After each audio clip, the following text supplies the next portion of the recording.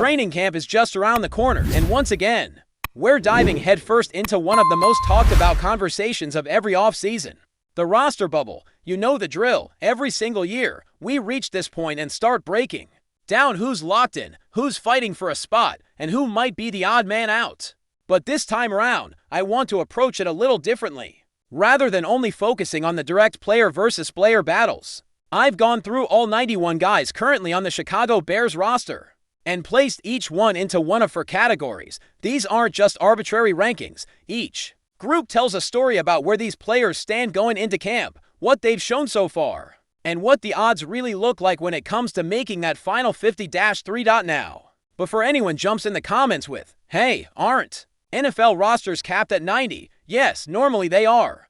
But the Bears are sitting at 91 because of the international exemption they've received, which allows them to carry one extra body during the offseason.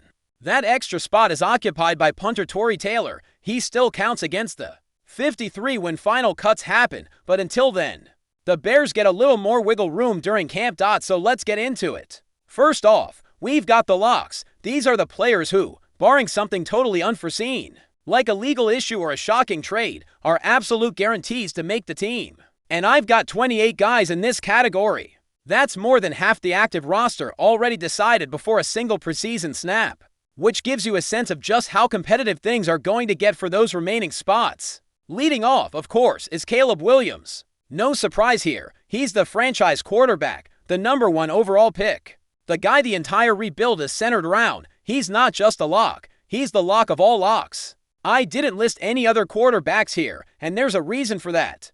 Whether the Bears carry 2 or 3 quarterbacks, guys like Tyson Bagent or Case Keenum could still be on the chopping block, depending on how camp plays out, but Caleb, his spot's carved in stone.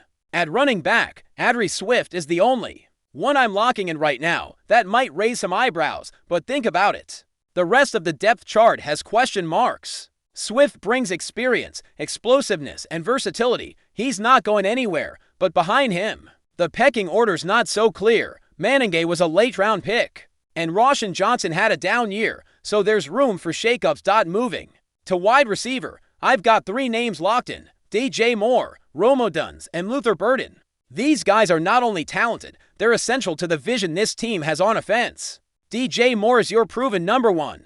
Odunze has sky-high potential and could be a game-changer in year 1. And Luther Burden, he's got that explosive element you need in today's NFL. No chance any of them gets cut. At tight end, Cole Kmet and Colston Loveland are my 2 locks. Kmet is coming into his prime and has become a reliable target in the middle of the field. Loveland, meanwhile, is a young talent with plenty of upside. The kind of player this coaching staff won't risk letting go. On the offensive line, the locks are starting to stack up. Joe Thuney, Jonah Jackson, and Drew Dalman are your new interior trio, and they're not going anywhere. Darnell Wright, as last year's high draft pick, is locked in at tackle. And then you've got Azzi Trapilo. Even if he doesn't start right away, you're not cutting a second-round pick. Braxton Jones, lock. He might start the year on short-term IR if his health isn't there, but he's not getting cut. There's always the slight chance he could be traded, sure, but if he's not dealt, he's a lock for the 50-3. Defensively, the list of locks keeps growing. Montez Sweat and Deo Odeyingbo are entrenched on the edge. Grady Jarrett and Gervin Dexter are interior anchors. Shamar Turner, another second-round pick, is definitely in.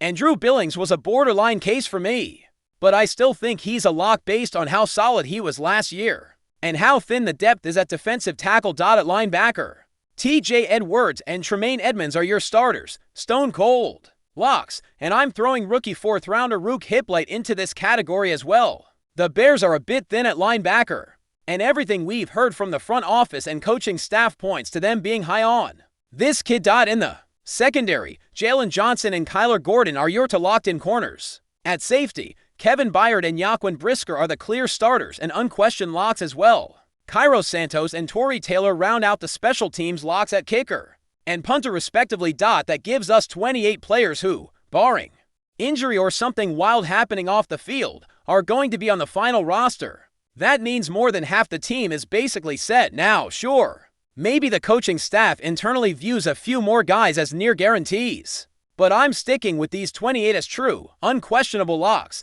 Then there's the safe category, players who are very likely to make the team, but there's still a non-zero chance they could be cut if things really don't go their way in camp, or if some surprise name steps up. And right now, I've got 16 players in that group. Let's start back at quarterback. I think the Bears are going to carry 3 quarterbacks, so Tyson Bagent and Case Keenum. I've got them both as safe. I didn't go so far as to call them locks because there's always that small chance, especially with Bagent being a younger player, that he struggles in camp and the team makes a tough call. But realistically, both of them are probably going to be on the 50-3 at running back. Travis Homer falls into the safe zone, mostly because of his value on special teams. Richard Hightower is a big fan, and that always helps. Kyle Manningham, the rookie 7th-round pick, is also here, with the way the current depth chart looks.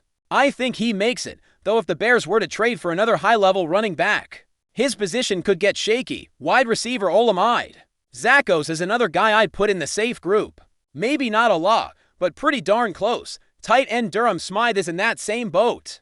Not quite locked in, but his connection to offensive coordinator Ben Johnson and his versatility give him a solid edge. Looking at the offensive line again, Braxton Jones is already a lock in my book, but Granado G is a safe player.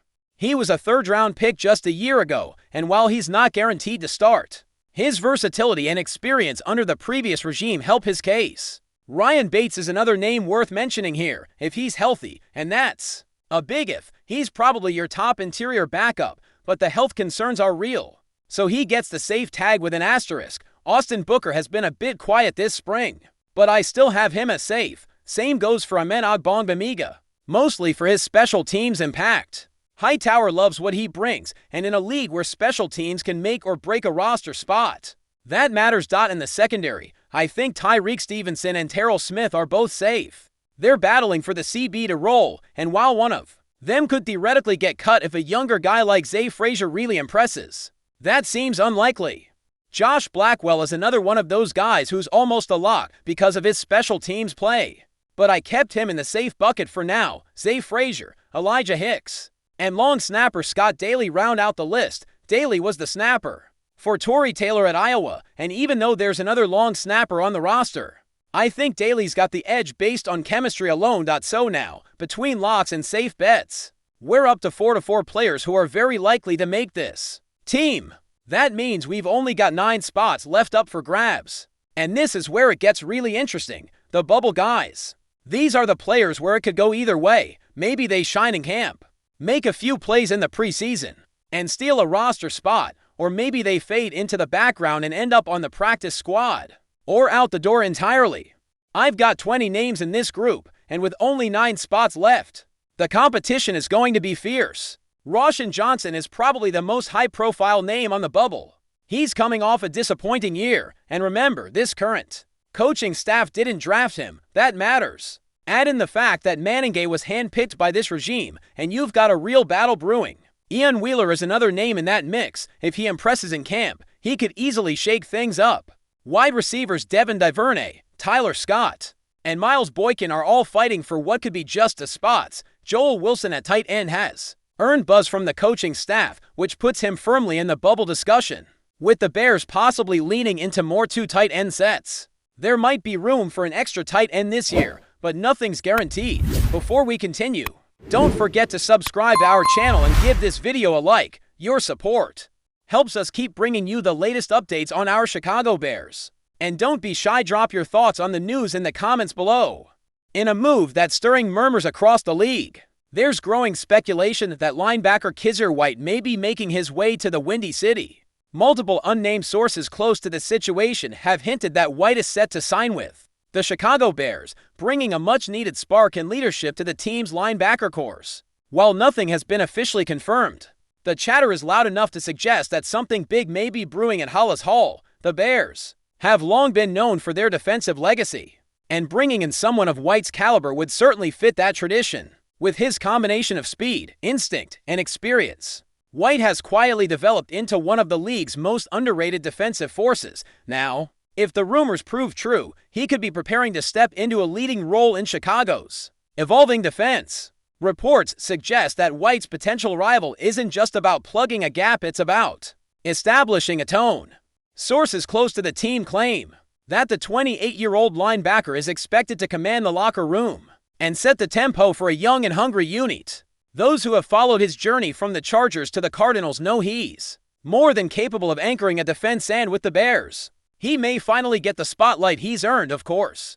In the unpredictable world of NFL free agency, nothing is certain until ink meets paper, but where there's smoke, there's often fire. And right now, the buzz surrounding White's connection to Chicago is growing louder by the day. For Bears fans, this could be a sign that the front office is serious about turning things around on defense and fast for the rest of the league. It's a warning shot if Kyzir White really is headed to the Bears. They might just be putting the monsters back in the Midway. That's it for this update.